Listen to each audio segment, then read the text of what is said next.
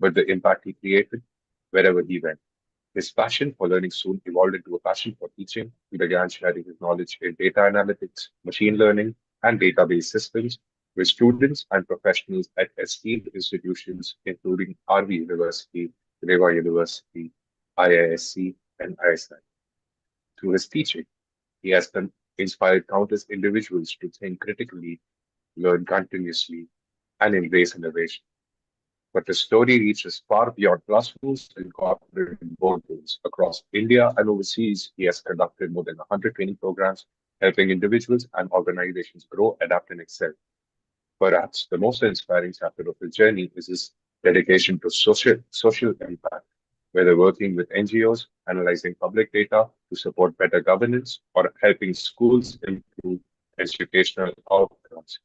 He has consistently used his knowledge and experience to create positive change in society. He's also a thoughtful writer and commentator, sharing valuable insights on technology, education, and civic responsibility through his widely followed blog, encouraging others to think, question, and contribute. Today, we have the privilege of hearing from someone whose life reflects service, learning, leadership, and a purpose. A person who has worn many hats: naval officer, technology leader, educator, mentor, trainer, writer, and change maker, but who remains above all a lifelong learner. Please join me in warmly welcoming Mr. PG Bhatt to share his insights on Your Vote, Your Voice, Understanding Electoral Roll Revisions in India. Very good morning again, sir. Thank you. Thank you so much, Trishant. Good morning, viewers. I thank Vishwa Talks for creating this opportunity to meet again. Now, what is happening for the past 1 year especially? The news channels are abuzz. They have gone crazy, or they made us crazy. Whether they have gone crazy or not, I do not know. There are words like elections and defections, splits and mergers, loyalists and traitors, the ECI, the Supreme Court, the ED. I have gone crazy. I can't understand what is happening around. But however, what I fairly understand because of my work for the past close to 2 decades is about how the elections are held, how the electoral rolls are managed, and how it is very, very critical for us to understand it and participate in making sure that it is kept sane, complete, and reliable. So today, let us discuss the process of electoral roll maintenance. In general, this system is called Electoral Roll Management System, or ERMS. Now, in the country, we have got some elections which are following the universal franchise. Means every individual who is a citizen of India is eligible to participate in those elections. There are only 3 of them. The parliamentary elections, only for Lok Sabha, not for Rajya Sabha, which is called the general elections. When you say general elections, it means the whole country is participating to elect the members for the Lok Sabha. There is the general elections held in once in 5 years, as we all know, by participating or by reading. Then we have got the state assembly elections. They are called assembly elections against the general elections. Every individual in the state who is enrolled in the electoral rolls are eligible to vote. No educational qualification, no caste, creed, sex, no distinction. And also, for the local bodies, like the municipal corporations, town panchayats, village panchayats, etc., it is again universal franchise. Everyone who is within the boundary of that village or that city, they are eligible to vote. But eligible to vote provided we are registered as voters. Now, all the people who register as voters, they get into a common database at the country level. This change of centralizing the database has happened in 2017 only. Till then, everything was fragmented, At the local level, lot of confusion, no common system, no way of understanding whether you are registered in one place, not in another place. It was more difficult. Now, fortunately for all of us, for 9 years, everything is centralized and fairly well. Let us appreciate that. So the centralized electoral database is maintained by the Election Commission of India. So if your name is not in this centralized database, then we cannot participate in three different levels of elections: the Lok Sabha, our assembly constituency, and also the local bodies. Now, one is the electoral database, but the database itself is not visible to you and me, not visible to the political parties. It is seen only by the maintainers of the database. Or election commission officials will have some access to that. What is visible to us are electoral rolls, a document which is published by the Election Commission of India and also the State Election Commissioner. Now, what is this difference between the Election Commission and State Election Commissioner? Election Commission of India is responsible for holding important elections like President of the country, the Rajya Sabha. But mainly what affects you and me, the common citizens, are the elections for Lok Sabha and elections for the State Assembly. The elections for the local body are held by the State Election Commissioner. The ECI or the center has no role to play in that. And the State Election Commission comes under the state government. It doesn't have anything to do with the ECI. ECI has got no power over them. But how they're connected is only through data. The State Election Commission does not maintain its own data for the electors, for the local body elections. What they do is they take a dump, they take a sample, or they take the state of the database, which is centrally held, and then they make their own electoral rolls. Though the way of making the electoral roll may vary, the format can mildly change, the distribution, the geographical boundaries are different. Still, the core of it, the data that has gone in to these documents is derived from the common electoral database. Now, let us say this database is dynamic. People can join, people can leave. So it is continuously updated. Not the State Election Commission, it doesn't maintain any database. The Election Commission of India continuously updates the database it maintains. Maintenance means, or updation means mainly three things: add, new registrations. New registrations happen when somebody comes of voting age or registers. Even if an old person has never registered earlier, can register. It is not that, oh, I did not register when I was 18, now I cannot register. No. Like I say, for driving license, you should be 18, but it doesn't mean that at the age of 85, you cannot get a new driving license. So you can join the electoral roll anytime. So that is adding new voters. Also, you may have to add a new electoral roll. Though the name is in the database, but you have moved. Like Trishan's told me a while ago that he has moved to Gujarat now from Hyderabad. Now, being a conscientious citizen, he would like to participate in the election there and get his name removed from Hyderabad. So that means he has to add his name in a new constituency. There is no separate thing for the relocation. Relocation means add the name. And in the form, there is a column which helps us to tell where you were registered earlier. Now, deleting your name from the old constitution, old part, is the duty of the organization, not your duty. You cannot get it deleted directly. You can, there is a form, but there is not needed. What is needed is to mention very clearly in the form 6, it is called, when you want to add as a new elector, giving the details of your previous registration, it will get deleted, or it's supposed to be deleted. I don't say it will get deleted. We will see why it is so. The next one is the deletion. One is somebody dies.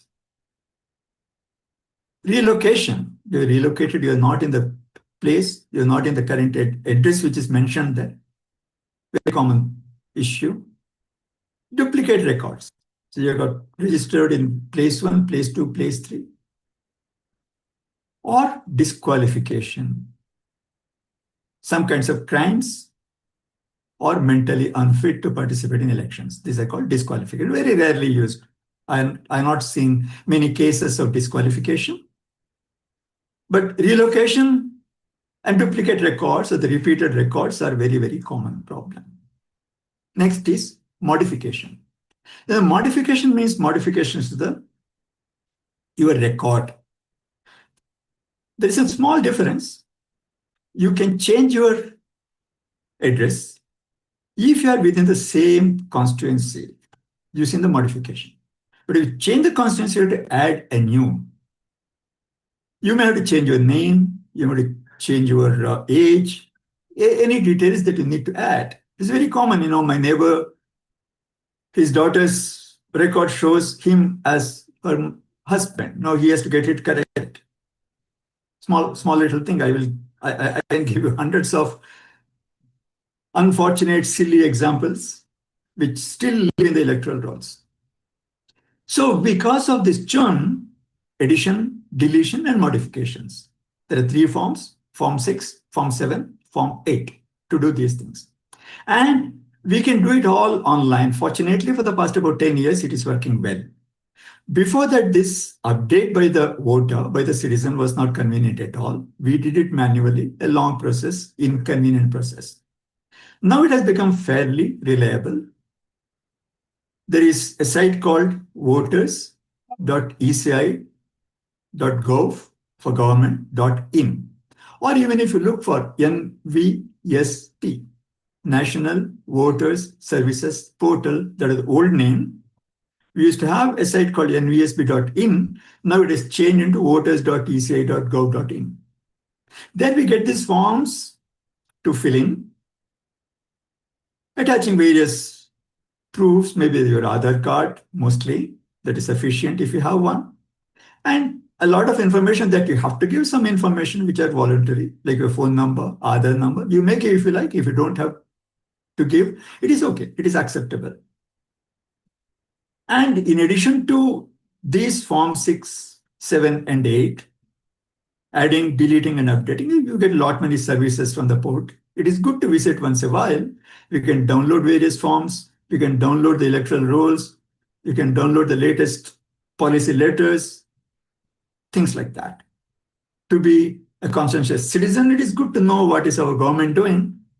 Not the government, what is the Election Commission doing? Because the Election Commission does not come under the government. It's a constitutional body.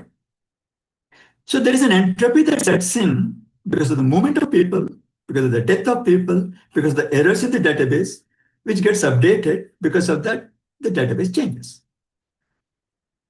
And what Election Commission does is twice a year minimum, there is no maximum limit, but twice a year, in the month of January sometimes, the actual date given is 25th January, but it could be slightly up and down. They publish something called Special Summary Revision, S.I.R. We would have heard this term quite often. As of that day, whomsoever is in the electoral roll of that particular part, what is this part? It is a booth. Like in your booth, 99% of the cases or 99.9% of the cases, one booth maps into one part. So this electoral document which I mentioned are divided booth-wise. So you have to just know your booth number, or you can even find out, not very difficult, because the address will be there, your assembly constituency, and within that, the address will be there, and you will be able to find out. Not very difficult. So in that, whatever voters are found in the electoral roll, in the central electoral roll, those names are available in the document, which are published. So anybody in the world having an access to the internet can download it, read it, find out whatever it is. It's a periodic snapshot. the state of the database as of that day. It doesn't mean that it is continuously synchronized with the database because database is updated daily, hourly, every minute. But we get a snapshot of it as of that day. So we can check up if there is any change that we need to have in the electoral roll, like editing the information that you have got. Your age is wrongly mentioned as 36 instead of 63 or vice versa, or the relative's name is not proper, whatever editing that you need to do, you can do that. If a name is not found, you can add your name. That is called claim. It is a claim. The term used by the ECI is that is a claim. You can object claims and objections to the term, the phrase that is used by the ECI. You can say somebody is dead, somebody shifted, this person is no more living here. Either physically has moved out or the person is no more, unfortunately.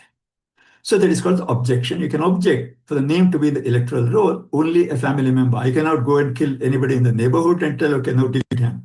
Only a family member can say that some record has to be deleted for the reason. So these are the things which are carried out by the special summary revision. Otherwise, the Form 6, Form 7, Form 8, we can fill in any time except a small period of maintenance, maybe 1 or 2 months in a year. Otherwise, it is open throughout the year. So if the special summary revision is done meticulously, if the citizens are conscious of their duty, the authorities do it meticulously, then the electoral record should be updated and current continuously. But that doesn't happen. To make sure that time to time it is corrected, we got a special intensive revision. There is a big buzz that is going around now. Whole lot of objections, vote chori, kam chori, whatever it is, it's all being spread around without understanding what actually it is.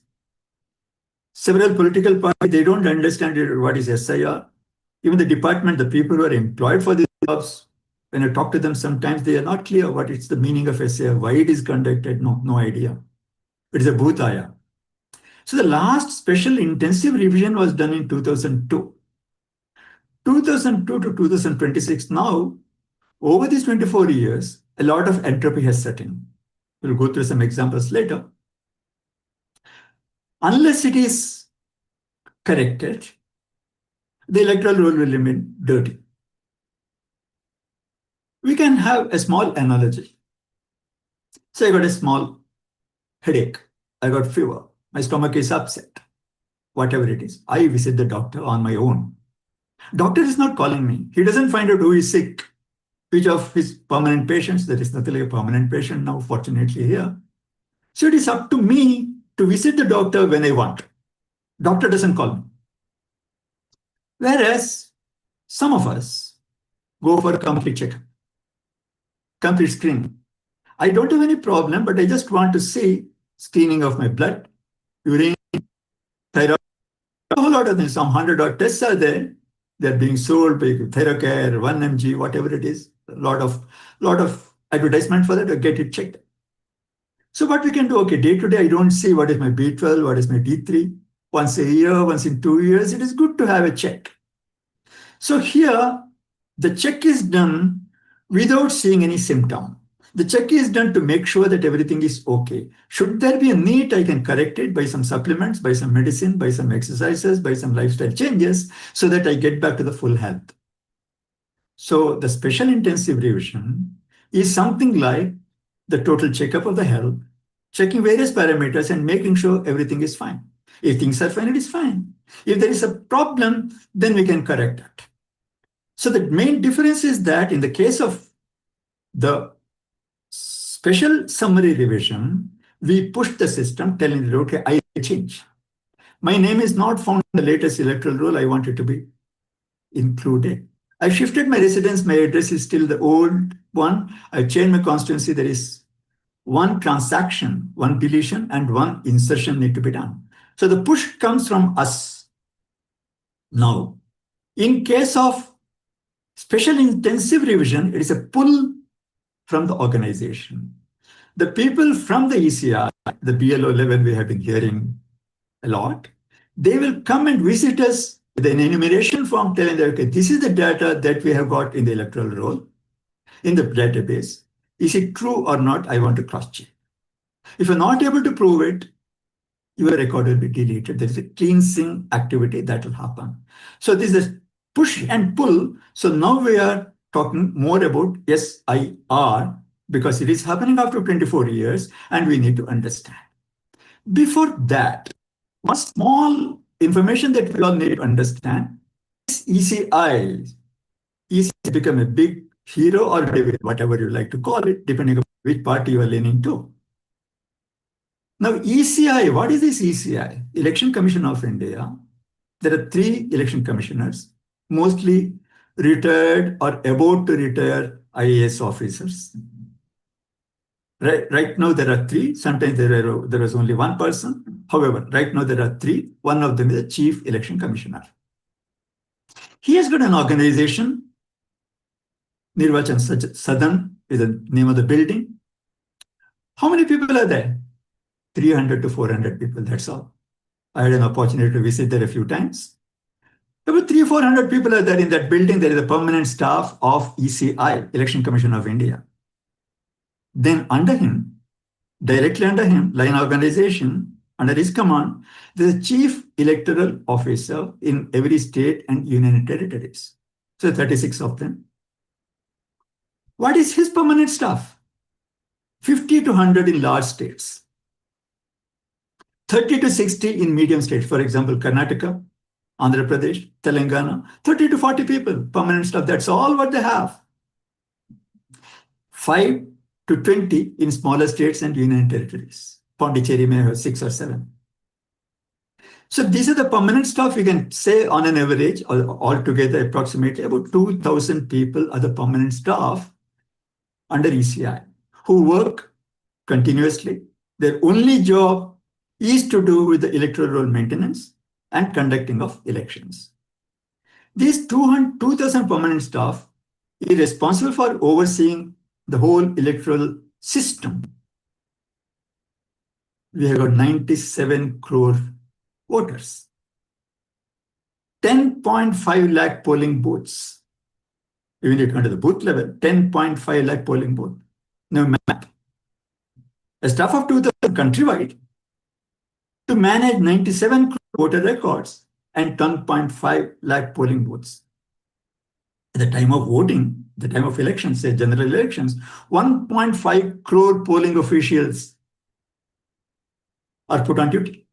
The full-time duty during that election, maybe a couple of months, is only to conduct elections, 1.5 crore. So this 1.5 crore people are to be controlled by the ECI organization, 2,000 people. So how does it work? The people, other than this, approximately 2,000 are not permanent.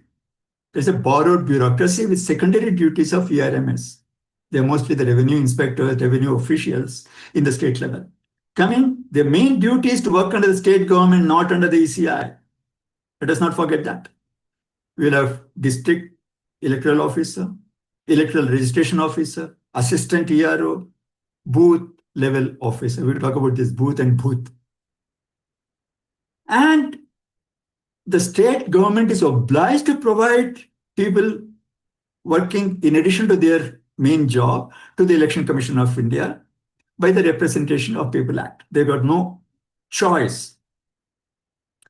Now, when we say one booth, the smallest organization, one part, should not have more than 1,200 voters per part or per booth.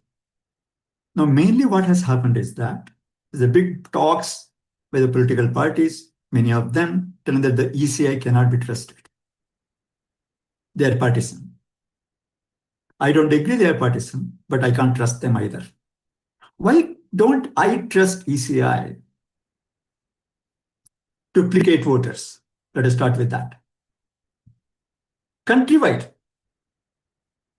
Trishant has shifted from Hyderabad to Rudra. He definitely has asked his name to be deleted in Hyderabad, but it won't get deleted. It will still be there. The countrywide duplicate entries, rampant duplicate entries. Some wanton, some because of the errors in entry. Whatever it is, ultimately, huge amount of duplicate entries are there. If I just look for 10 houses around me, I'll find at least 10 duplicate entries. Just the house next to me, 7 electors are mentioned in the electoral roll, 3 of them are duplicated. They also have got the voter registered in the current address somewhere else, but they appear here also. Even a great person like Nandan Nilekanni, his daughter had 4 entries a few years ago. Later it became 2. He is not, he is far above all this nonsense. But how do the names come? One MLA had 3 entries for his wife. How do they happen? Means the system is not well designed, not well processed, not well maintained. Huge amount. And records which are not supposed to be there, they don't get deleted by this organization, electoral ECI organization, I would say, that is executed locally by the EROs and the revenue officers who are having the secondary duty. They don't care. I say it very confidently and with pain. For example, my friend Bikram Sathi, he showed that 60% of the voters in 2 parts in Banaswadi, Bangalore, are not living there.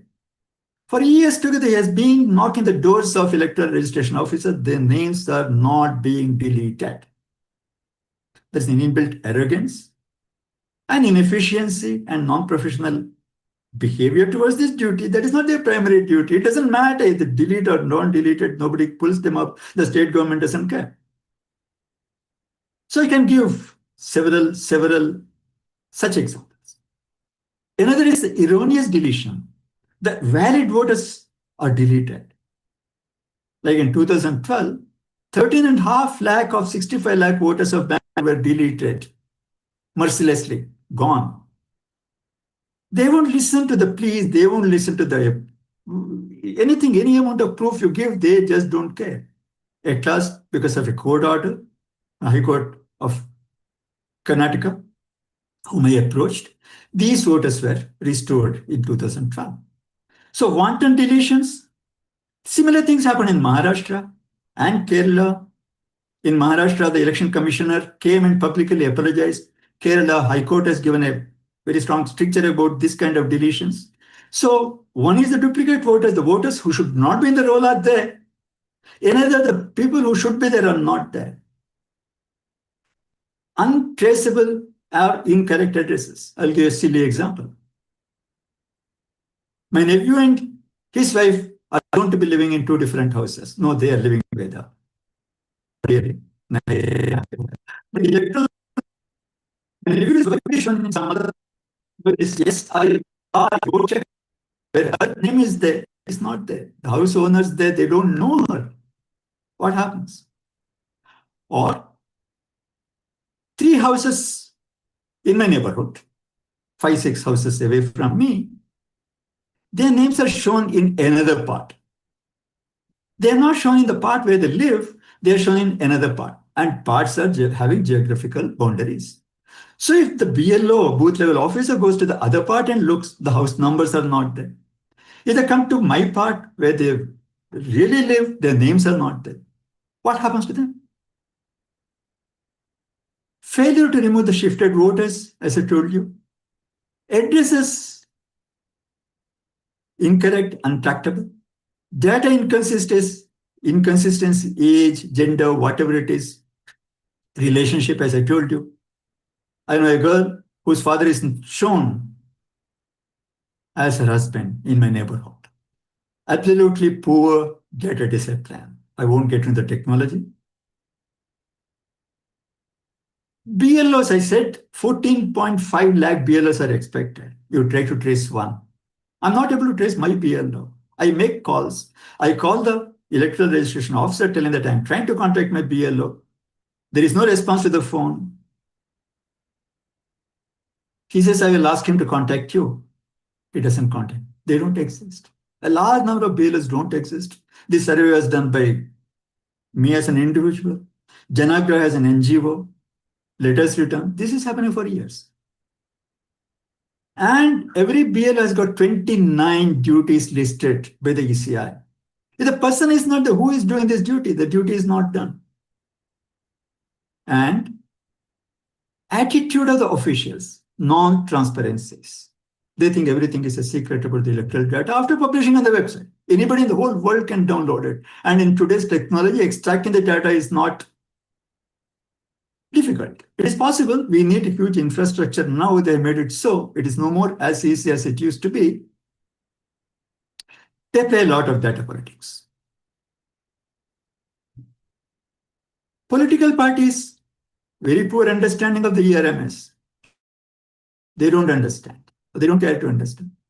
There is a position called BLAs, booth level agents. Every political party can appoint a booth level agent per booth. Means all over India, 14.5 lakhs per party. There can be booth level agents. Again, CEO Karnataka, the chief electoral officer, published in a website that BLAs 40 lakhs from 40,000 from Congress, 38,000 from BJP. They're all registered. Beautiful. Very nice. I asked the ER, can you give me the information about the BL of my part? He says, we don't have it. I have the political party. I went to my MLS office and I want to know my BL. He said, no, it is not finalized. It is not there. How does CEO publish in his website that I have got this many counts exact to the last digit when the political parties who are supposed to appoint them, they don't know? The ERO, AERO, they don't know with the BLO. I try to contact the BLAs. I try to contact the BLA. I don't know who he is. It's not there. So what happened to the whole system is that what is in the paper doesn't get executed. It doesn't get implemented. Immediately, it creates a trust deficit. So blaming rather than participating is the style of political party. They want to make a political capital out of it, blaming without having any proof, but not participating. The election commission and organization underneath have making fake claims. I tell it with great confidence and stories without substance. And talking about the S.I.R, special intensive revision, they conducted something called NIRPAP in 2017, National Electoral Roll Purification and Authentication Program. Big names, very important. They tortured the junior level, especially the BLOs in a year or so much the whole year. Very ill-designed, non-executable system, nothing happened. Whatever is now supposed to be done by this special intensive revision was to be done by this NIRPA, not done. They got things called sweep, systematic voter education and electoral participation. They had something called KABBP, knowledge, attitude, behavior, beliefs, and practices. I question the knowledge, attitude, behavior, and beliefs and practices of both the political parties as well as the Election Commission of India, right from the top to the bottom. So this is the situation. Now coming to the S.I.R, there's something called mapping of the electors. What is told by the CEO or what is required to be done. If a name was in the electoral roll in 2002 and also in 2025, no verification needed. But I told about the chunk. My name was deleted in 2012. The new entry won't map with the old entry. Epic number or the unique key was not there earlier. It was not there for lakhs and lakhs of people. So how do you map? Even if my name was there in the electoral roll in 2002, it was there, but they will not be able to find out because there is no common key. I don't find an easy way. It can be done with some AI support, but again, when you say AI, it is a suspicion. It is not a proof. So low percentage of mapping in Bangalore as reported recently, 67% of the people in the city of Bangalore are mapped. The rest are not mapped. Now proving them with various records. What I request all of you is that keep your Aadhaar card ready, keep your voter card ready. When the BLO visits, BLOs are required to visit. I hope they will visit fully and verify and things go correctly. And according to the CEO Karnataka, 90% of mapping is done for 90 out of the 224 constituencies. So in case there are problems during the survey, they bring pre-filled form called enumeration forms to verify whether the details available with them is correct or not. The proofs that we will have to give, as I understand, from my friends in Tamil Nadu and Kerala, when it was mostly smooth, in the sense they did not make it difficult. They also opened some camps in the localities to prove it further should there be a repeated thing. So it doesn't mean that your name is not met, it won't be met. The purpose is to make sure that the information is correct and you are validated, like the full body checkup. If there is no problem, beautiful. If there is a problem, it is possible to correct. Anyway, the Form 6 can be filled throughout the year anytime. Should, because of unfortunate situation, your name gets deleted, you can get it back. There is nothing to worry telling that, okay, I'm out now. How will I get back? You can always get back. And there is enough time given. So what we have to do is that we have to be conscious. Make a record of BLO visited or not. If the BLAs are, ask your political party why the BLAs have not come to assist the BLOs. It is not enough just to blame, and let us fully participate and see that our names are in the rolls and unwanted entries from our home at least is deleted, and we participate and cooperate. So I rushed through, hoping that many of you would have some questions, which to the best of my abilities, I will answer. So session is open for Q&A. Thank you so much, sir. Before we move on to the Q&A, I'd like to just take 30 seconds of everyone's time for a quick poll. This will help us get to know you better in the future topics that we bring to you. A big thanks to everyone here today. Your presence and participation means a lot. While you fill out the poll, I would also like to extend my heartfelt thanks to our esteemed speaker, Mr. PJ. Thank you, sir, for joining us again. Thank you so much for your time and patience. And thank you for sharing the valuable insights with us. Uh, I request all of the participants to quickly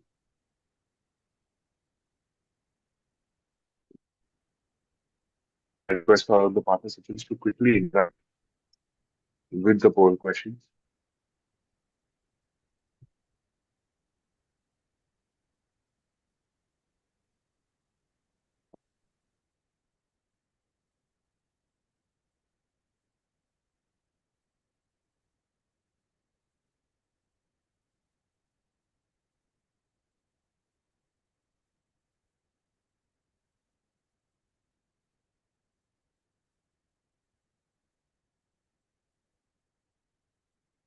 Okay, shall I start, Trishant?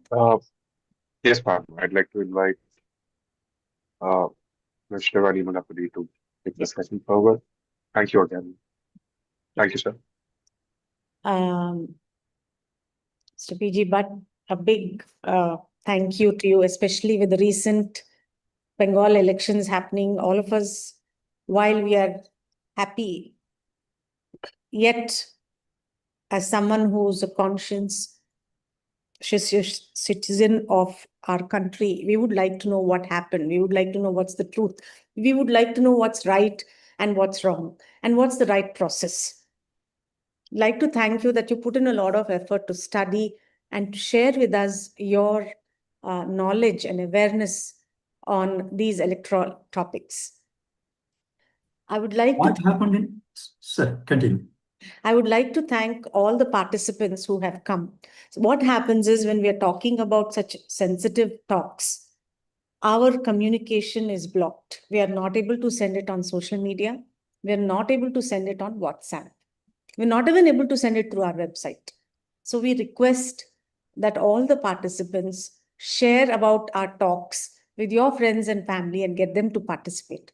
It's extremely important that we as citizens know our political responsibilities, especially at a time when the world is volatile and we in India are very safe.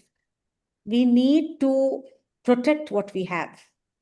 We need to know about our own country and our political systems.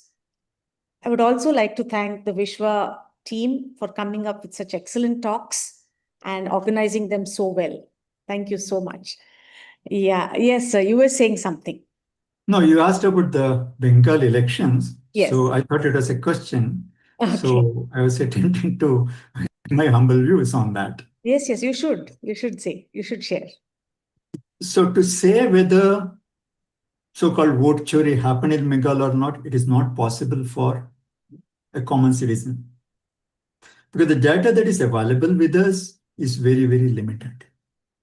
And it's a humongous task to see who has been deleted, for what reason, which part, what is the demographic distribution by community, by caste, it is just impossible for an individual. A huge organization is needed, and that is what the ESA organization is. But as for the process itself is concerned, if it is done by the spirit, there is no reason to think that somebody was deleted incorrectly. And to say that ECI, as I told you, 2,000 people have got such a power, or a single political party has got such a power to selectively see who is to be deleted, who is not to be deleted, and have a, what they call carpet bombing on this community or on this kind of people, it is not doable. It is just not doable to get into that kind of details. As a person who is doing a lot of work with data, I can tell it very confidently. And also we have to realize that these people, their primary duty is with the state government. Their primary duty is not with the party ruling in the center. Their primary duty is not with the ECI. So it is not that easy to go and tell, okay, these voters out of 97 crore voters or 6 crore voters coming to a state level, 6 crore, 7 crore, whatever it is.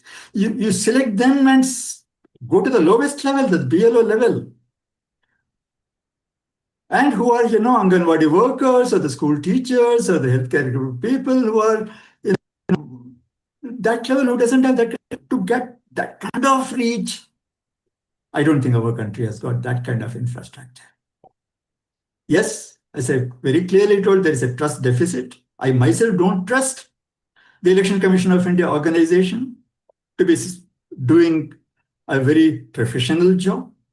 But my humble opinion is that there would be errors, but those errors would not be purposeful. Those errors will be because of the organizational inefficiency, is my job.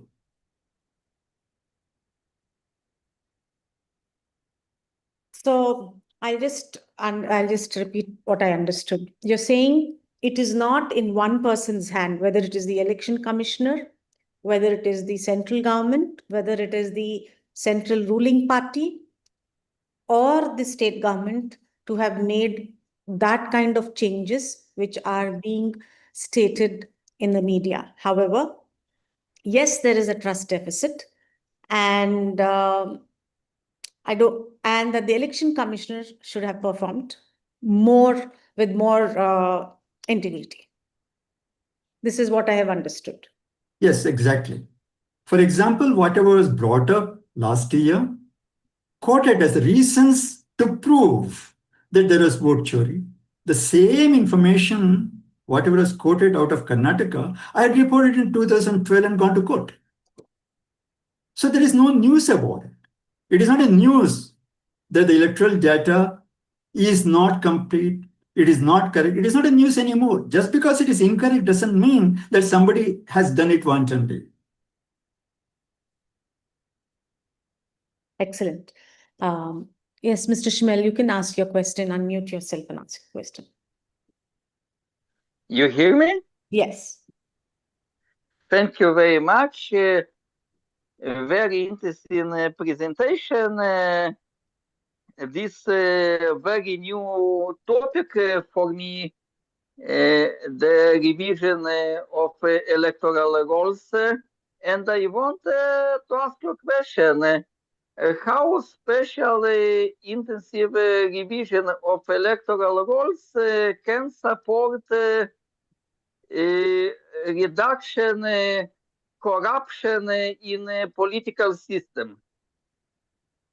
So my view is that any data which is projected, which is not accurate, which is not correct, will open up other issues. For example, we insult the citizens of especially cities, telling the voter turnout is poor, telling that so Bangalore has got 54% turnout, and everyone comes out making silly remarks, telling that the software engineers are crowded here. They don't care about the country. They go on long weekend. They are sipping beer in the bars when they're supposed to be casting votes. But when the reported turnout is 54%, I every time challenged, telling that it's 70%, not 54%, because a large number of duplicate voters, illegal entries still exist in the electoral roll. Now, this is about the democratic system itself, how reliable it is. Because if ever the fake entries, it is possible. I don't have any proof telling that it has been done to cast Benami votes, proxy votes, because the name is there in the electoral roll. Somebody can represent, and the voter data not being very accurate.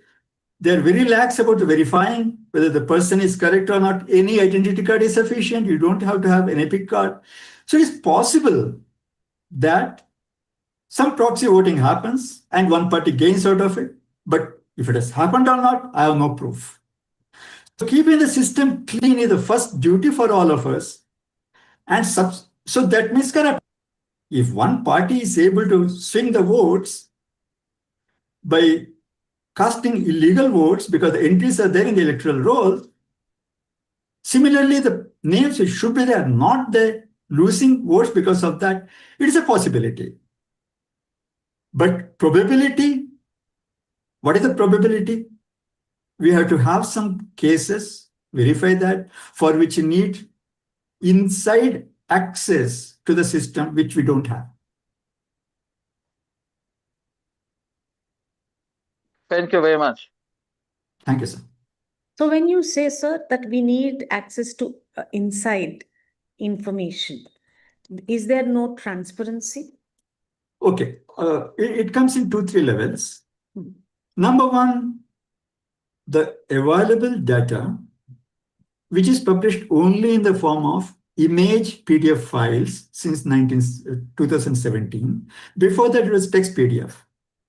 If it is a text PDF, using my personal computer, I would download crores and crores of electoral data, extract it, and do the processing maybe in a week or two. Now, it is all image file. Extracting data from that is not possible by a single person. It needs huge computing power, and it takes time.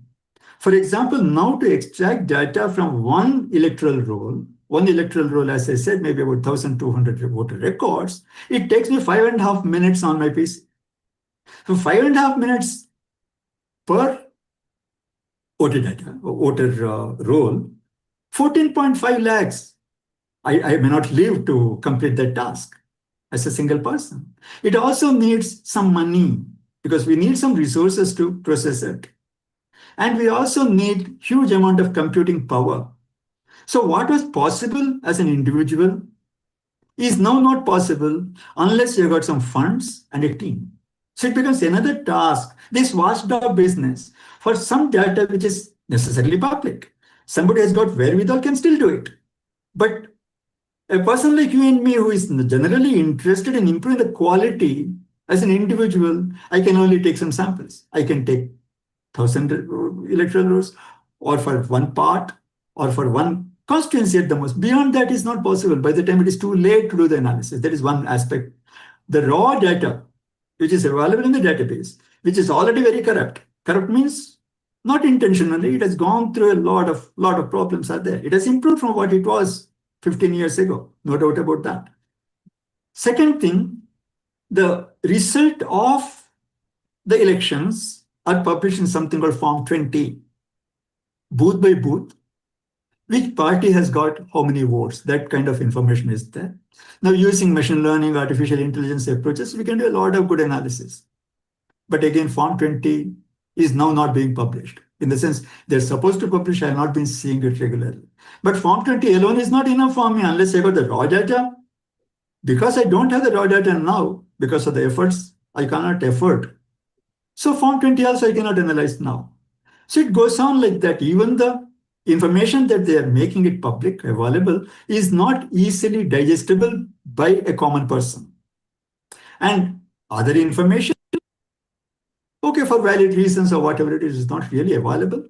We can go through the RTI, it becomes a huge, huge, huge problem. If you put an RTI, they got 30 days to respond to that. Within 29 days, they will refer to another department, another department. They will make you fall sick out of it and you give up. So one is transparency by letter, another is transparency by record. And ECI organization doesn't hesitate to give us fake information. For example, they conducted a survey in Karnataka long back. Why the voter turnout is poor? The survey report said voter turnout is 84%. And they got paid 4.5 lakh rupees.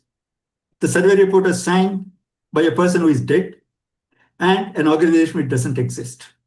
When it is reported, no action is taken by the department. Money is paid, yours and mine.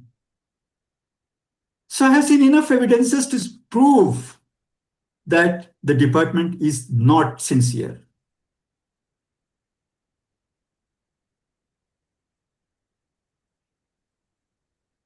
At a time when we have Aadhaar card and it is functioning so well, why do we accept any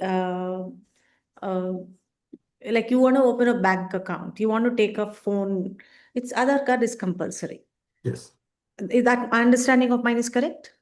That's correct. That's correct. So why can't you want to put your child near the KG school, you need Aadhaar card. So why can't we use that in voters? Yes. About 10 years ago, 10, 12 years ago, ECI wanted to make Aadhaar card compulsory. I definitely support that. Political parties went to court, got a stay, telling that Aadhaar card should not be linked with the voter records for whatever reasons they gave. Now, it is okay to link Aadhaar, but it is not mandatory. Like if you go to the website, ECI website, and you want to edit the Form 8 if you want to fill up, you can enter your mobile phone number or phone number, which was not necessary earlier. Now you can give it. And there is also a field to enter your Aadhaar number. I fully agree with you that if Aadhaar number is made mandatory, the creation of duplicate records will become far more difficult.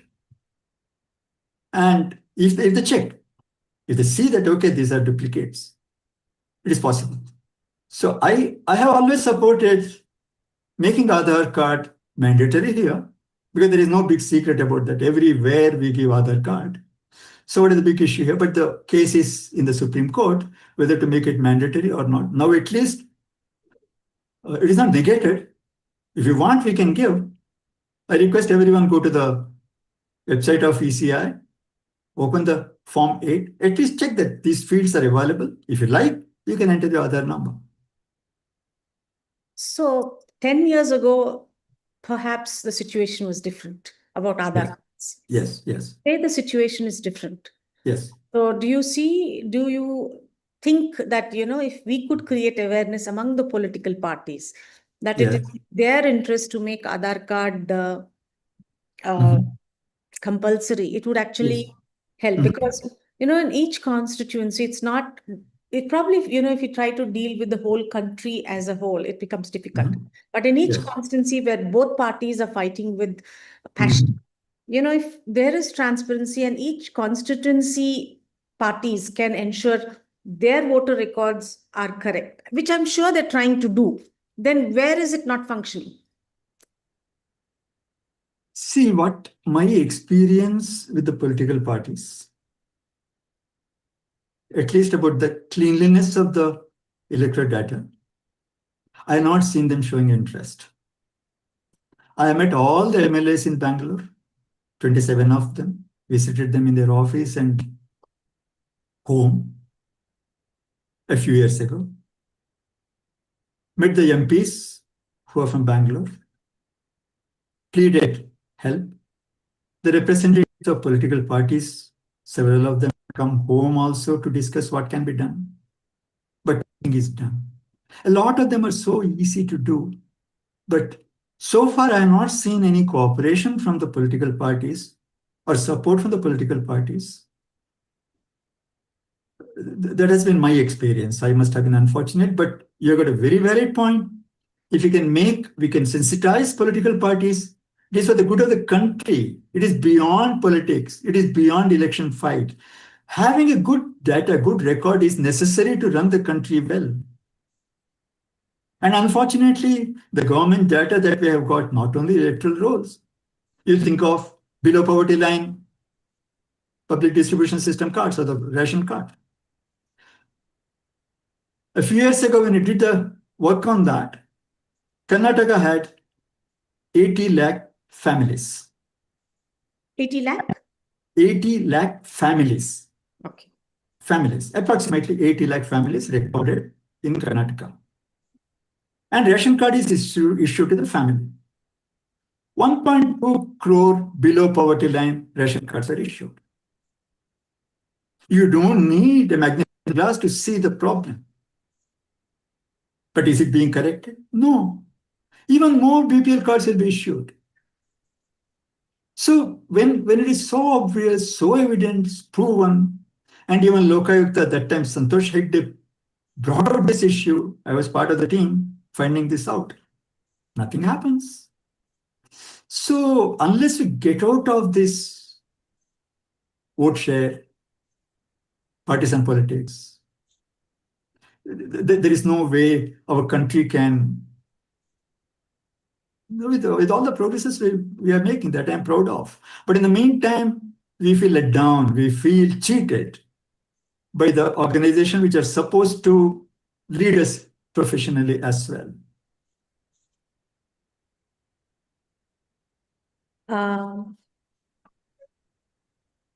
Mr. Yeah, please come. Hello. Yes. Am I audible? Yes. Mr. Bhatt, you have really made a research. Introduce yourself or rename your thing properly, please. Pardon? Rename it's written guest. Can you put your name there, please? Vasant Mysore Math. Yeah. Hello, sir. Vasant Mysore Math. Yes, sir. Someone add that. Now, first thing is, way back in 2008, I still remember Times of India had called the voter list as mother of all frauds. It was printed. I have a copy of it. It is, and even now it continues to be the mother of all frauds. The first thing is, if you believe these BLO, now they are called BLOs. In those days, voter list was being prepared by engaging the services of teachers and others. Yes. And even in those days, even now, I have followed some of these voter enumerators, they were called. And the moment they look up, they see 20 floors and they sit right there near the security office. They will definitely not go because they don't know whether the lift is working or not, and they don't know whether the house will be locked or not. All those things make them just sit someplace, inquire with neighbors and others, jot down something and bring it back and give it as voter list details. This is the kind of thing that has gone on. That's I never believed that, and the whole thing is unnecessarily blown up. And now, second question: is it? I have a question here, sir. I have a question here. So when both parties are you saying are lazy and they don't go up and check? Invariably, I find it because once they go, they don't. They sometimes they don't take even their husbands along, and even children along to help them to go and find out in that around areas, and they will be sitting in some park. I've seen that. Even the parties are the same. They don't care whether the voters list is genuine. Yes, they are not bothered. What they are interested is only getting some honorarium out of it. Some work has to be done, and it is done. This is one thing. Second thing, but sir, is this S.I.R valid? Is it statute backed? Because we have known about summary revision in November. It was accepted as a norm. Yeah. But this special intensive revision, has it got the statute backed. Yes, sir. S.I.R is part of the process. Even people went to Supreme Court telling that it should be stopped. Supreme Court said no, it is provided for and it is needed because the electoral roll is in such a bad shape. The S.I.R is needed. Like, if my health is so poor that I do not know whether I got deficiency of certain vitamins or some thyroid problem, there are many things working my body. I do not know. I want to have a total scan rather than going and telling the doctor of myself, okay, I got this problem, that problem. I want to have a total health checkup. Right, So, sir. You want to have a good body, right? correct. So That's thematically, right. there is no But the doubt purpose, I support S.I.R. Now, the problem comes about the process and the sincerity of it. yes, yes, Now, I that's go what. back to where you started, 2008 to now. BLOs then or now have no Enumerator. enumerator, whatever it is. They don't have, it is not their part of duty to fill in the forms. If they're done, they have done it fraudulently. The form filling exercise, which has to be signed, the photograph has to be affixed, the proofs have to be given, that is the duty of citizens. That's Now, if they have done it fraudulently, there is a definite fraud, and the BLAs, even that time, had a duty and privilege to see that it is being done correctly. That they have not done. BLOs, you rightly said, in 2008, what were they getting? 3,000 rupees per year. For the job they did, they were getting 2,008 rupees per year. Sorry, 3,000 rupees per year. They had to take care of 1,200 voters. Still, it is, you know what it is. 2017, it was made 6,000 rupees per year. Now, recently, a few months ago, it has been made 12,000 rupees per year. And yeah, the pardon me. BLOs, This is perfectly all right. I'm not talking about the remuneration aspect. That is secondary for me. Because when it comes to the question of do you believe in EVMs, sir? When EVMs, yes, EVMs are needed. so many other EVM, countries, one second, sir. yeah, So many other countries which have thrown away these EVMs and they have gone back to ballot box. And another thing is, these EVMs, just a few days ago, 4,000 EVMs were burnt in Calcutta. All these things go to the extent of saying that this is a fraud that is being played on the web. And then next thing is form 6 have to be filled up. And the very form that they are Let us giving. get 1 second. You're going into too many questions. About the EVMs, what is your reply, sir? okay. See, for a country of ours, so okay, let us give a comparison, the UPI. We're all comfortable making payments. Maybe 10 rupees, 10 lakh rupees, we are very comfortable making the payment because we are conscious of it. If money has gone from my account for which I have not paid, I raise alarm. When it comes to electoral system or the BPL cards, when it is not directly affecting me, I keep quiet. So if you're all conscious of the quality issues, conscious of the possible frauds that can be committed, then it can be arrested. Now, these frauds, again, I want to give an encouraging note. The system which was in 2008 to 2026, there is a huge difference in the electoral roll management system. That time it is all local. Now it is all centralized. That time the digital support was non-existent. Now it is pretty good, not bad. So with good citizen engagement,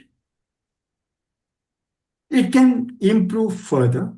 Like with good citizen engagement, we have got a better GST, we have got a better UPI. Like I remember the days when people slept in the queue in the railway stations to make a reservation from VT, Bombay VT to Bangalore, somebody had to come. The previous night, somebody would go and sleep in the queue to get a reservation. Now we do it in 1 minute or less than that. So a lot of systems have improved in the country. Tax payment, for example. BMP tax in Bangalore took 3 full days to pay. Now it is question of 2 minutes. So where we have implemented it well, things have done well. Where it is not implemented well, we have to participate as citizens and make it better. we cannot say, okay, this EVM is not working very well, stop the EVM, because advanced countries, there are many things we do better than the advanced countries. They are not using EVM. I think even if you have the paper ballot, booth capturing was known that time also. Gundagiri was not known that time also. Stuffing the votes was known that time also. It was not, the election was clean and fine before the EVMs. So we cannot deflect the problems that we have got to a new system. If the new system is done with a good intent, we have to help to improve it. If there are cases of that nature, the errors will always be there. We cannot say we don't need police force, we don't need the jails, we don't need punishment, we don't need court. We don't have that utopia. So with this system, the way we engage ourselves in some other places, if we engage in this electoral system also, it can improve. Okay, getting back to what I said. Now, the new system, the ERMS, is definitely far better than what it was in 2008. And with a good engagement, Shivani said very clearly that okay, if we can engage political parties and we can make them understand the importance of them being non-partisan and by the intent of improving the system together. I would like to see multiple political party representatives coming together and making a presentation to the election commission. These are the flaws, these are the problems, and we want to solve it together rather than blaming each other. So the solution is not to throw away the baby with the bathwater, to see that the bathwater is clean before we put the baby in. I do understand, sir. I'd like 1 second, sir. I'd like to add something here. Yes. Mr. Jaiprakash Narayan. Yes, Lok Satta. Yeah, Lok Satta. At a time when all political parties were taking donations and it was considered illegal or it was considered as a bribe, but everybody knew that money is needed for electioneering. He had gone to each party,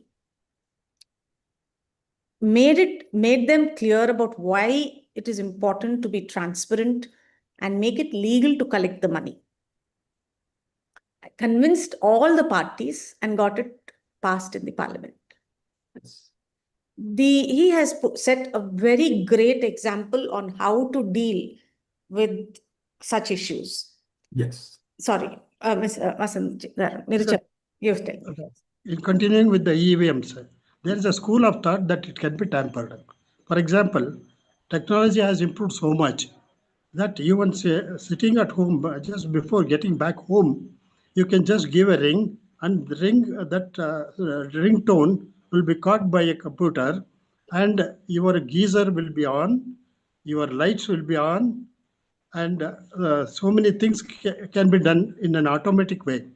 Like that, there is a school of thought that just EVMs can be made to continue with the exact system that has been made up and the program written with the same zeal, that if 100 to 200 people, when they press the button, it will go to the party that is the button which is pressed to that party.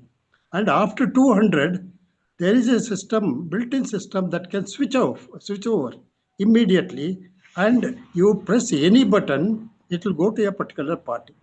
This is one of the things that has been going on, and there is every possibility, because if a ringtone can do so many things in my house by sitting somewhere, Let me understand what you're saying. What you're saying is it can be tampered. are not fair. It can be tampered. That even though I vote for XYZ party, it goes to only one particular party. Yes. Let me respond a little on this one. Again, we have to talk of possibilities and probabilities.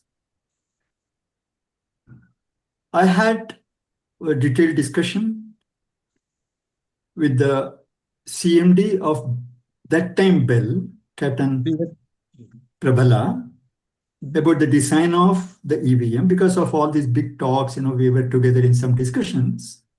Is it possible to tamper the EVM machine?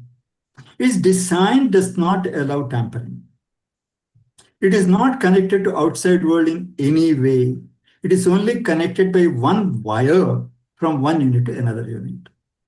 And they had kept it open for investigation, for inspection, to prove whether there is possibility of tampering. Give us evidence, we want to improve the system. We give credit to the ECI at that time. Political parties who kept complaining, no representative came to prove that it is possible. 2 or 3 times it was done, and come home and again blame that EVMs are tampered, EVMs are burned, EVMs are not reliable, VVPATs are on the roads. Yes, let us be watchdogs. If it can be done, let us go with the proof, telling that, okay, we need to participate. See, the system is, any system will improve with our participation. By disconnecting from the system, telling the system is bad, I will throw my wastages on the road. But the municipality should make sure the road is clean. EVMs are not good.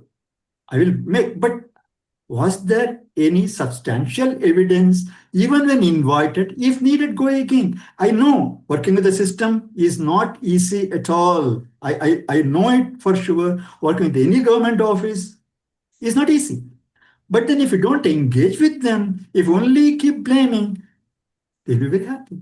Political parties blame each other. ICI is very happy. The blame is with the political party. I can continue with my inefficiency. President engage with the election commission and tell, okay, this is bad. This is happening. There's the example, there's the evidence. And political parties fortunately have got right to do that. It is part of their duty. Before publishing every new version of the electoral rolls, the political parties are called. I do not know whether they go or not, but on the paper they're called to see that everything is fine with the electoral roll. If there is any objection, if there is any corrections, they have to be heard by the chief electoral officer. How many are doing it? I have sat in several meetings where the political parties came. Again, the talk goes into some other direction. There is no participation to improve the system, but blame the system. So here again, coming back to the EVM, I would like to say that when we are trying to do something better technically, it may not be the perfect thing to start with, but it is for us to improve and make sure, like the passport system, it is working well. Railway reservation system is working well. Banking system, okay, we are fairly happy with that. There are so many things which are happening well in the country, which has reduced the misery index of citizens. Now, when it comes to the elections... May I, sir? If you don't mind. No problem. That is, if EVMs are good enough, then why many advanced countries have thrown them into the gutters? So some people visit from USA. Even right now, one of my nephew from USA, he says the digital infrastructure that is in India, this comfort we don't have in the USA. Advanced in what? What kind of war is being fought? Is an advanced mind? It's a sick mind. So let us not quote to somebody else telling just because they are not capable of doing it. Like I was talking to a doctor in the USA government office. He was explaining to me the features of their ERM, electronic medical record, EMR. He said it's so miserable. The doctors are sick of it in the USA. And our electronic medical record systems are definitely better. They have come out with the rules, SL7, HIPAA, there are so many rules in the USA about the medical records. But is it followed? Hearing about its feature, they said for 6 months they were tortured in the hospital to adopt the system. It doesn't mean that a country which is advanced is advanced in everything that we have to do, and we have to just follow what they do. We have to do better than them, and which we are doing in many places, and we can do it. At much smaller, minuscule cost compared with what they spend, we are achieving far better things, and we are proud of it. My main theme is that we have to engage the system. Sir, I can say Things work sometimes. Okay, I agree, sir. Why can't we introduce online voting system? Online, vote from where you are. It helps the NRIs also, and it helps the remotest areas also. Like ATM card. Yes. For me, ATM money is more important. So when I can give importance to ATM, I can give equal importance to voting also online. With the due diligence and checks and balances, it is possible to have 3, 4 OTPs. The moment I had a note with Mr. Nilakade also. It is possible we can do it, and Yes. it is if election commission asks us to do online voting system, we can save billions of rupees. Absolutely, absolutely, absolutely. Just how one example. I have a concern here. I have a concern here. The postal votes are completely rigged. When we are not able to handle postal votes, I'd rather depend on myself going to the voting booth and putting my finger on the EVM rather than depending on a post. Because when thousand out of probably 5 lakh or 10 lakh voters, 30,000 postal votes are being manipulated. I would rather not sit at home and vote. I would rather go stand in the sun for 5 hours, put my vote and come back. I mean, that's my personal opinion. If your name is in the voter list, Yes. this is what is happening in the present. So the question now SIR. is, the question that you have put is, why can't we vote from home? With that, I'm saying. Yes, that's right. If our names are there in the voter, you can go and stand in the queue and do it, no problem. If your name itself is being deleted now under SIR, whom to believe? There is a forum which makes me give answer to nearly 31 questions. Should I do it? I get sick of it. That's not the way to have democratic movement. I must get interested in the politics and also democracy in the country by making it that much easier. This is what I'm saying. That's the reason. And for example, Form 6 is filed. Form 7 is also filed. Form 8 also gets filed. Who will check all the veracities of these?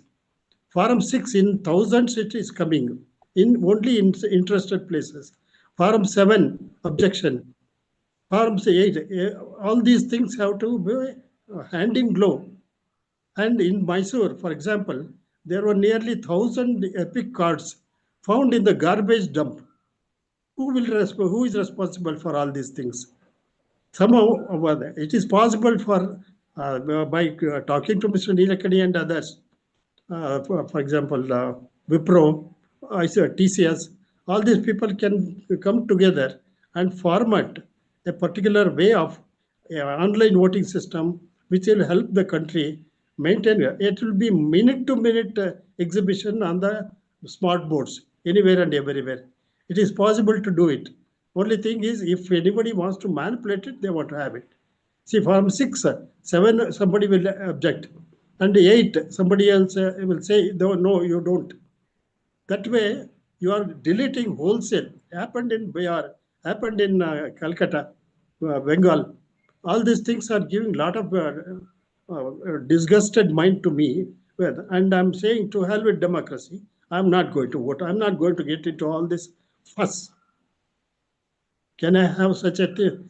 Can people have such a mind for democracy? Make it easier for them to do. 31 questions. What a joke. The, there are two parts in this one. One is it possible to have online voting for everyone?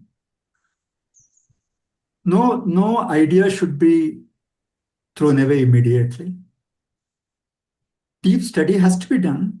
I have not done that study, so I will not give any opinion about that. But if it works flawless, we have to consider the infrastructure of the country. How many people would have a smartphone? How many people would have even a feature phone? How many will be able to give their proofs, verify the OTP, second level, third level? We have to consider that. Where we will have the internet connectivity to do that. So if we go with a complete system and then see how it will work in a big city, small city, remote village with good connectivity, poor education. Census has got all the data. It is not difficult to pick up. I can pick up in an hour. I can give you a sample. And if you do a prototype and then say doability or not, there has to be a possibility study. And then that is done. It is definitely a noble thought. It is definitely a valid thought. But what Election Commission has been doing, they want to implement something for the whole country without having any test, without having any experiment, without having any proof of concept. That is what they have been doing earlier. They get an idea, they want to implement for the whole country together, having only 300 members sitting there in Delhi. And who is to do? And I've gone house to house with the BLOs. And another part is that the duty of verification is with the BLO. So they make a fake entry telling the BLO verified and take Form 6, Form 7, Form 8. The implementation is the problem. The process laid down appears to be false proof in this case. So we have all this gap mainly, chiefly, one, making the system too complicated. There are 29 duties which are listed under BLO. They can't do it. They don't understand what the duty is. Second, after simplifying, make sure that if the duty is given and when you know that it is not being done, then making it fake. Putting some names and some phone number telling he's the PLO, and when you call them, they abuse me back, telling that, okay, who told you I'm a PLO? Your name is there. You're not given a name. Real stories. So the problem is not in the written system. The implementation is the problem. 92% of Indians have phones, sir. Yeah. Whether it is Android or whatever it is. Correct. But they believe, and they also use smart cards and they by ATM cards, and they draw money. When they can believe that much, our democracy, the election commission should take care of all those things and help the people to live in peace. And election should not be a pain in the neck of these people, ordinary people. The only answer will be by checking on the ground. 92% or 29%, we cannot, without checking, without evidence, we cannot say. I feel 92% I got access, but go to some remote villages. Apart from making some plain calls, they're anxious to use it for any other purpose. And also with all the cyber crimes that are having, some people are scared of using it. I am scared of using certain things. I check twice. So when you say, and these elections happen once in a year at the most, once for assembly, once for parliament, once for local body, re-elections. So it is not something that I do day to day. When I'm using it very, very occasionally, that itself is a stress, even for me. Like if I do the banking transactions every day, then I'm comfortable with that. But one odd time, if I have to do that, I'm cautious. I'm confused. It is not the education level. It is not the comfort. It is the comfort comes only with the continuous usage. So we have to consider that also. One odd time you have to fill up. Filling any form is a pain. So this 30 entries in the form, it is a pain because we are doing it occasionally. Anyway, other part of it, in Karnataka, today, the BLOs should start visiting, but they're not come. They're not ready when I talked to ER or day before yesterday. But they're supposed to come with a pre-filled enumeration form with the data available and only to verify. We need not be filling in those 31 fields. And also, we should be able to download the enumeration form online and fill in. That is also not available yet. So, implementation, there are enough problems. We'll live with that. We'll do our best, work with the system, and hope to improve the system with our contribution. That's exactly what, sir. Yeah. The thing is, instead of making it simplified way of doing, we are complicating issues. Yes, sir. I agree. I agree. I agree. I totally agree with that. You have to make some questions, sir. Otherwise, it becomes a long conversation. Yeah. Just makes Thank you, sir. I still have many questions. Yeah, you can ask Anyway, a question, not make statements. You can ask a question. No, that's it. Yeah, all right. Thank you. Thank you. Thank you. Yes. Thank you, Mr. Thank you, Andy. I have a question. Yeah, sure, please. Thank you. So I'm born and raised in Gujarat. I have basically seen this current ruling government's political model from the moment it started here, back in the early 2000s. Like even before that it was there, but yeah, early 2000s is when it all started changing drastically.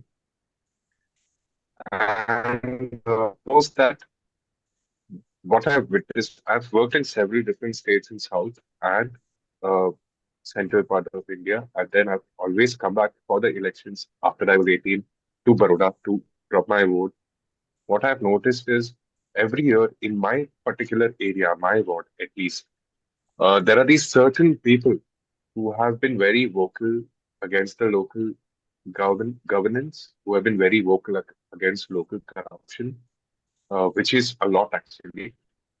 And every time their names are not there in the voting lists, uh, every year there is uh, the number of voters visibly we see at the station has reduced. Every time I have gone there, I've just seen mostly elderlies coming in along with me and coming in and voting. I've barely seen people my age stepping in to come and vote. Most of them are abroad. A lot of my childhood friends are living in USA, especially Gujarati childhood friends. All of them are in USA. Um, I've seen maximum like voter reduction in my particular areas. I've seen uh, discontentment in the hearts of general public while we do groundwork, whether it be related to ecology, environment, whether it be related to human rights or anything like that. I've seen discontent in people's hearts against the current ruling parties in our cities. But overall, every uh, term, the same parties are coming in spite of certain wards having some very powerful uh, opposition leaders who are very strong in groundwork, especially like local groundwork, uplifting um, lifestyles of several poor individuals in our city.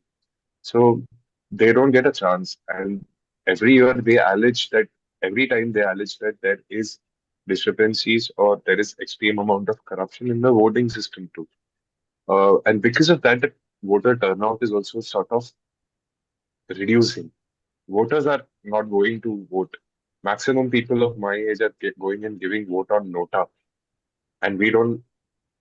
Right now, we just do it because yeah, we want to express our discontentment.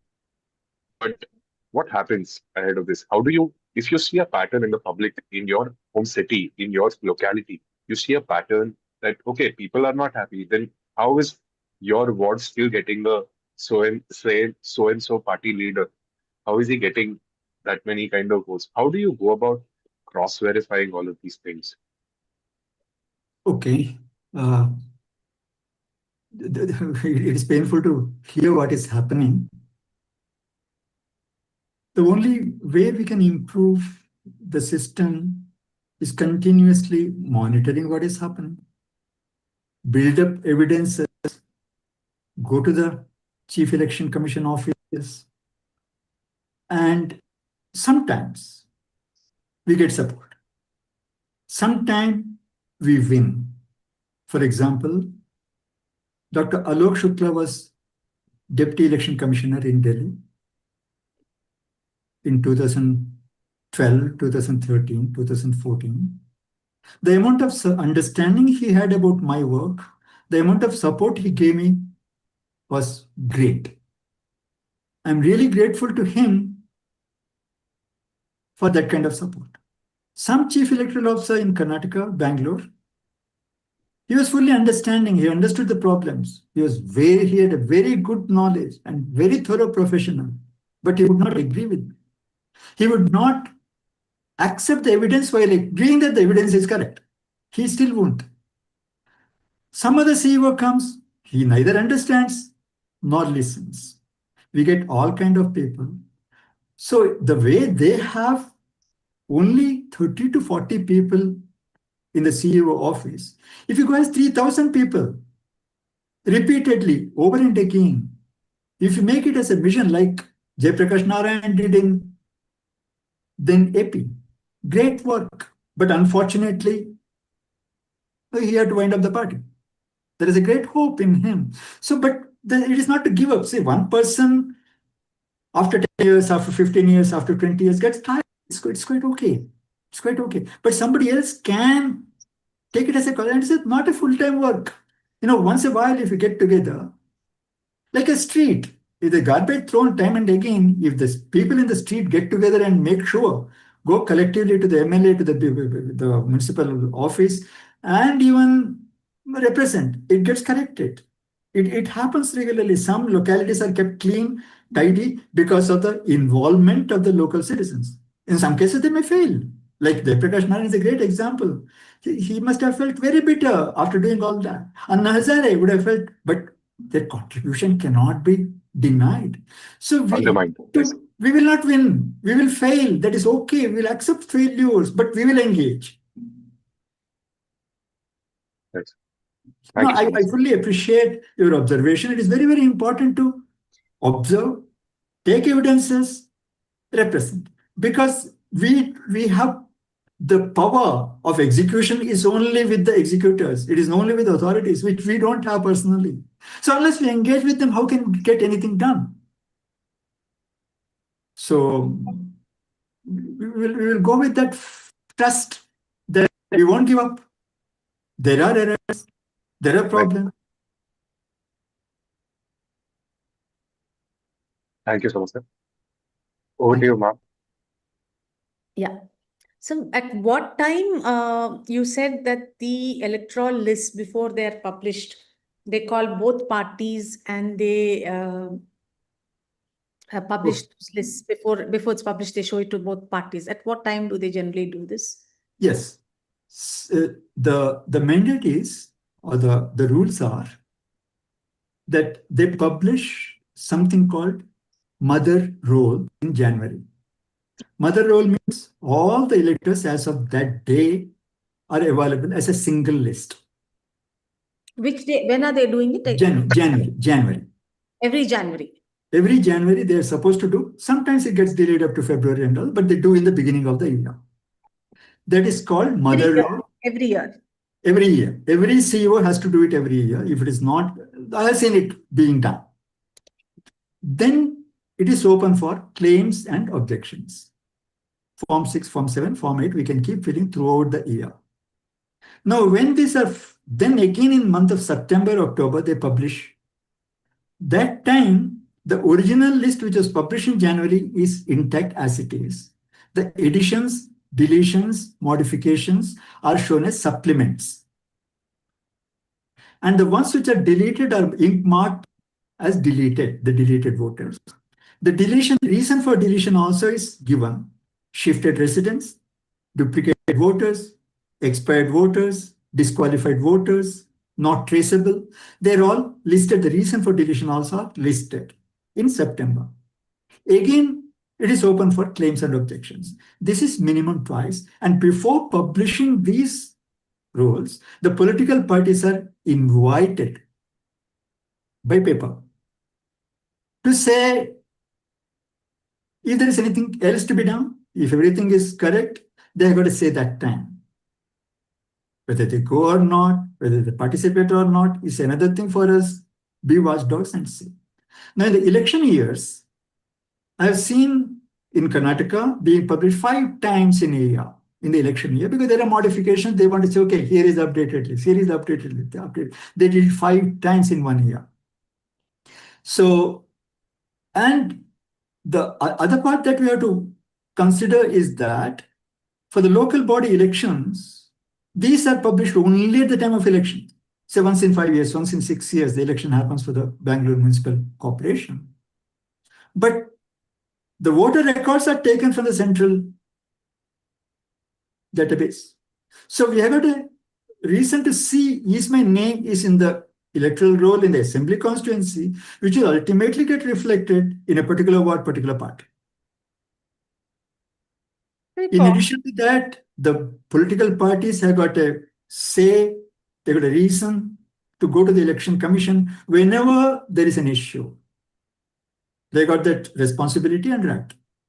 So it is a citizen also should show responsibility in checking if his name is there on the so every, not just the political party, every citizen can make a representation saying add his name, and if he finds anything in his ward which is a duplicate, he can always say, hey, this is duplicate. There is a Correct. possibility. Correct. Let's say, for example, I will tell you citizens' apathy, if you want to consider. My friends only, all no, software professionals. There are 3 houses in my street. 2 years back, I told them your names are not in this list. It is in another part. Get it corrected. Even today, it is in the same part. They have not taken any initiative to change it. Now you call it apathy or lack of interest. Tell me that it's somebody else's fault. Okay. But if the fault is found, let us both work on correcting it. So thank you so much, sir. This was a very enlightening talk. In spite of the multiple talks we have had with you, every time I find that I'm learning more from you. Thank you.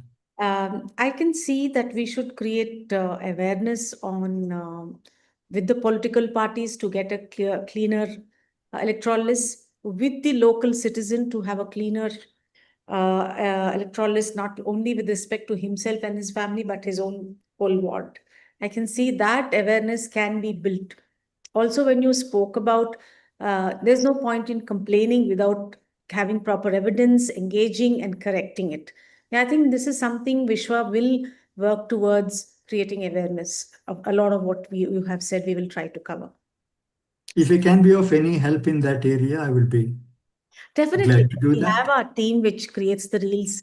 I think if we coordinate, we can specifically take the reels and promote them so that awareness is built.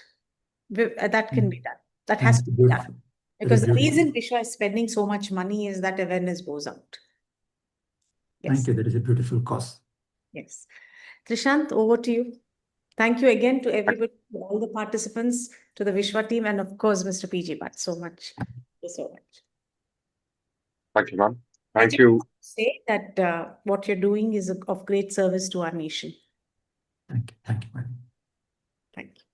Thank you, PG Bhatt, sir. Thank you so much for joining us. Thank you so much for patiently listening and answering to each and every question that came your way. Um, for everybody who's still with us in the session, I'm pasting the YouTube link of this particular session. Kindly share it with friends and family and ones who will learn more from it. And yes. So you'll shortly see a breakout room joining link on your screen. Kindly join into it and I'll be there with you shortly. Thank you everyone for joining us today. Uh, we have listed out a couple of more mystery talks. We have Dr. Natasha Verma, PT, Assistant Professor and Research Scholar in the Department of Physiotherapy, Garden City University, Bengaluru. Uh, she's going to talk about silent killers of the heart, know the science, protect your life. This is on 27 to 2026, 11 a.m. onwards. We have Less is More, How Minimalism Can Save the Planet by speaker Ritika Chawla, educator and environmental enthusiast. She's going to speak on 4th July 2026, 11 a.m. onwards. For more information, you can visit our website, vishwa.org, and you can also check out Vishwa Talks YouTube channel for all the past talks. Also, ones made by Mr. PG Bhatt. Thank you for joining us. Hope to see you all next week again.